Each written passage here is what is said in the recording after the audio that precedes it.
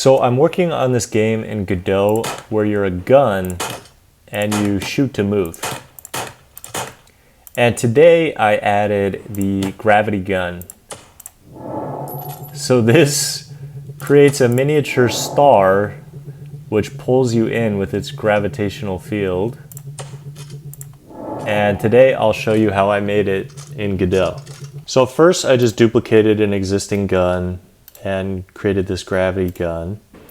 I generated the artwork with Midjourney. It's good for placeholder art. And I generated some of the sound effects with 11 Labs.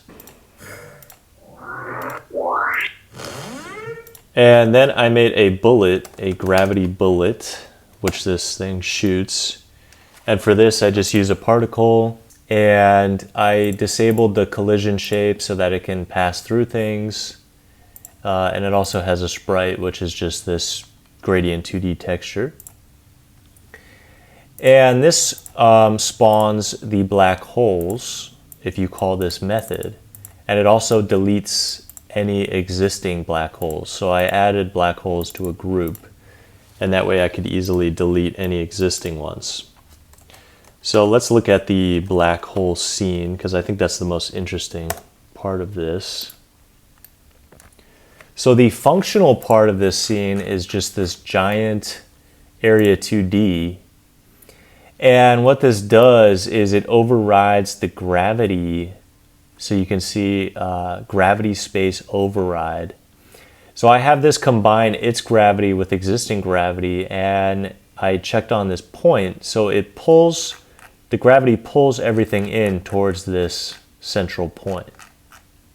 And that's basically it. I turn the gravity way up and that just pulls stuff in. So that's a really easy way to make kind of a gravity attractor. And then I spent a bunch of time working on shaders. Let me turn off these particles really fast. And this spiral shader and this color. So I was testing them out. I have this checkerboard here in the background. Checkerboard texture, and that was kind of helping me learn what my shaders, or visualize what my shaders were doing. And if I look at this first one, I have two of them, and this is the distort one right now. So that's kind of spiraling the screen and shaking it like that, and it also kind of pulls the pixels in. So that's this shader right here. And I'll do a quick walkthrough. I'm not super experienced with shaders, but let me just walk through this if you're curious. So I get the screen texture, which is, before this is drawn, it pulls the texture of the screen, which is going to be this grid or anything that's behind it. And I also have a noise texture. I don't think I actually use the noise, so just ignore that. I have some uniform floats here, and those show up on the material. So if we go to the material, this is just a sprite, and I put a shader material, and then those show up in the shader parameters here, speed and strength, you can see right there. So you can edit them here, and then the new values will go into the shader here and affect the visualization.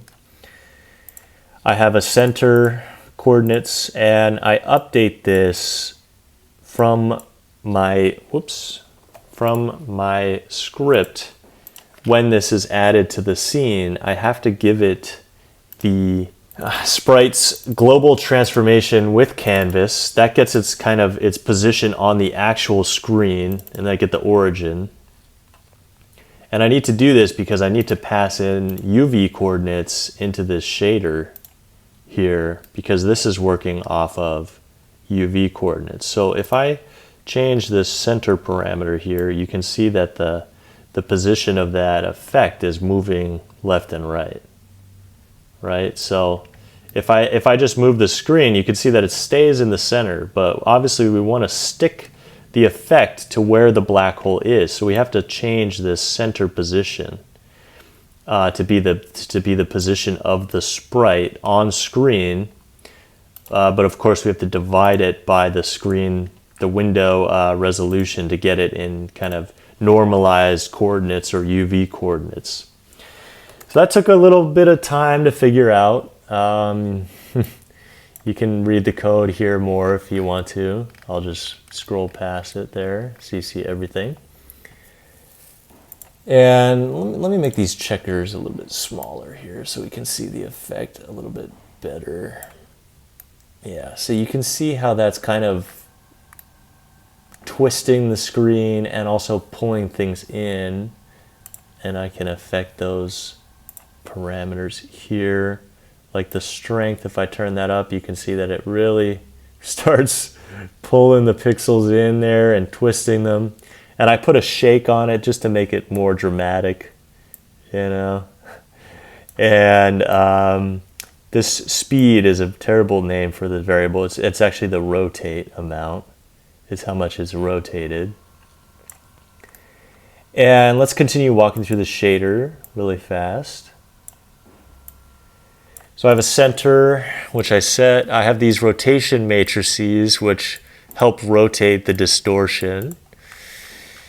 I could do like an in-depth over the shader if you guys want, and really try to break it down, because it all makes sense ultimately. I also use ChatGPT to kind of help get me started and generate some code for this. But anyways, you first get the aspect ratio, you correct the screen UVs with this, and also your center location. You get the distance from your current UV to the center location.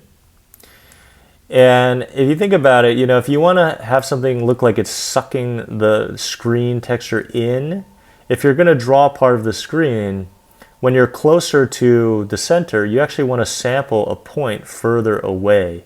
So that's the main idea with this shader, is to sample a point further away, which will ultimately make it look like it's warping or pulling it in towards the center. I also have a fall off so that this doesn't affect things beyond a certain radius, so that it looks like a smooth transition on and off of the effect.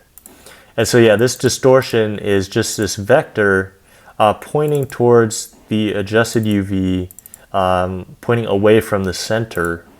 And then to get the rotate, this does the little shaky part here. And then to get the rotation, I actually rotate. This creates a rotation matrix here, and I actually rotate the distortion vector. So instead of sampling, let's draw a little picture here. So when I'm thinking of sampling, I'm thinking of little arrows. That is a big booty on this arrow here. There we go. Yeah. So we have a center point, and if we just sampled the texture from the exact same place, the image would look the same. But if we get the color for this pixel here from over here, it's going to look like it's been warped into the screen. And we want to do this more when we're closer to the center, and as we get out here, we want to do it less, to where we're pretty much sampling almost the same color, you know, where we are, so the distortion is less. And then when I wanted it to look spirally, that means I want something over here to actually be sampled here, so I end up just rotating this by that rotation matrix. So now it creates this kind of spirally effect where colors that should have been over here are now spiraled in here. And of course, we want to do this less and less, you know, as we get out further, and we want to do it more as we get in closer. So that creates the spiral effect. And then finally, we sample the screen texture, but at our offset UVs, and that becomes the new color of the texture, and creates this cool, this cool effect. This is the first shader that I've ever created for a video game. So some of the difficulties were in like figuring out, okay, how do I move the effect to be where I want it to be? And that is just, if the effect is done in UV coordinates, you just have to convert the global position of the sprite, including the camera. So that's why I needed to do this with canvas function, and then convert it to UVs by dividing by the window size, width and height here, size X and Y, and then passing that into the shader as the center, the UV center of the effect. So that was a bit tricky. Now let's look at the other shaders. So I'm going to turn this one off. I also have this spiral shader. This one I just found on Godot shaders right here. I really have no idea how this one works. I had ChatGPT try to explain it to me line by line, but it was kind of just making stuff up too, and yeah, it's pretty tricky.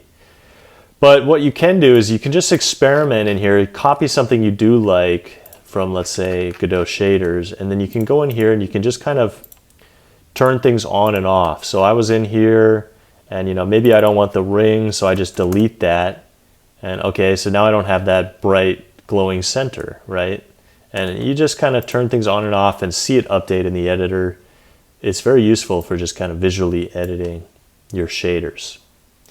I just have a sprite color here, and I made this blend mode to add. So what I do is I add the color of this to the pixels that are there. So I create a canvas material here, and I set the blend mode to add. If it's normal, you can see it looks kind of dull, so I make that add. And I have more particles here, just for more effects, smaller particles here.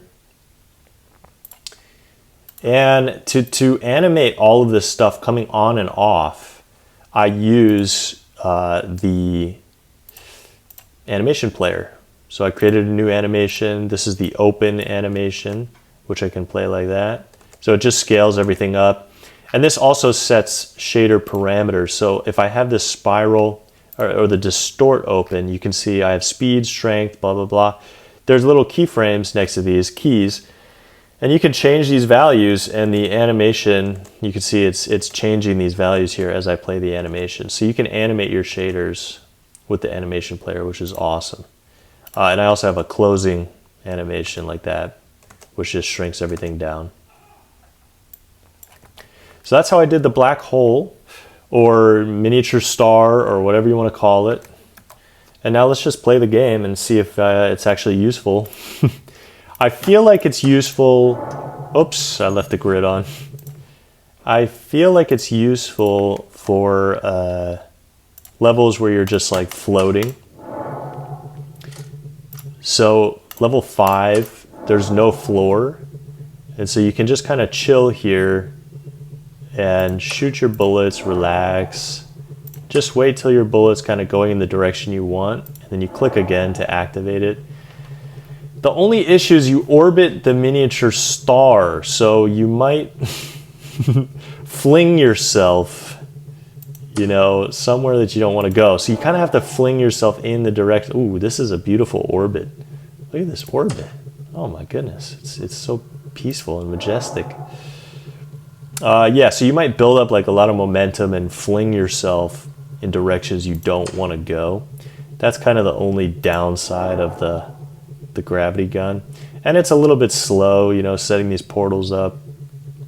I'm sure somebody could like speed run it and go super fast with it.